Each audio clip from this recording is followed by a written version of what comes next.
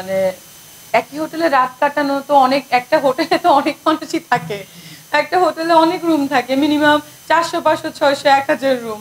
এখন কে কোন হোটেলে রাত কাটাইলো, কোন রুমে রাত কাটাইলো, এটা তো আসলে বিষয় না। বিষয় হচ্ছে যে সেম হোটেল হয়ে গেলে কোইন্সিডেন্ট হতে পারে বা এমনি হতে পারে, সেটা তো ডিফারেন্ট ব্যাপার। না, আমি আসলে রহস্যই রাখতে চাই, কারণ আমার মনে হয় আর্টিস্টদের সবকিছু একটু সাসপেন্স থাকা উচিত। আর সেকেন্ড থিং, যদি এতই মানে মানুষের প্রবলেম হয়, সাকিবকে বলুক না যে ভাই আপনি সামনে আসো, এসে ব্যাপারটা ক্লিয়ার করো। আমাকে কেন বারবার প্রশ্ন করা হচ্ছে আমি বুঝতেছি না।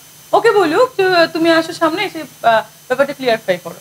ওর কথা তো সবাই বিশ্বাস করবে, আমি যেটা বলবো সেটাই তো মনে হবে যে আমি নিজের পাবলিসিটি করতে চাচ্ছি, ট্রোল করতে চাচ্ছি। আমিও আমার কাজ নিয়ে ব্যস্ত। আপনি দেখেছেন এখানে এসে আমার ক্লিনিক অনেক পেশেন্ট। আমি কিন্তু ফ্রি না ভাই।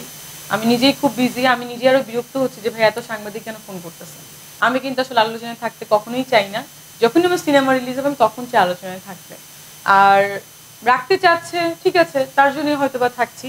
কিন্তু আমি নিজেকে স্ট্যান্ড করে আমি কিন্তু আলোচনায় থাকতে চাইনি। আর যদি মিলে যায় বিয়ের কথা বা এটা সেটা, সেটা আসলে মানে সাকিবকে জিজ্ঞাসা করুক, আমাকে বারবার জিজ্ঞেস করার কি দরকার।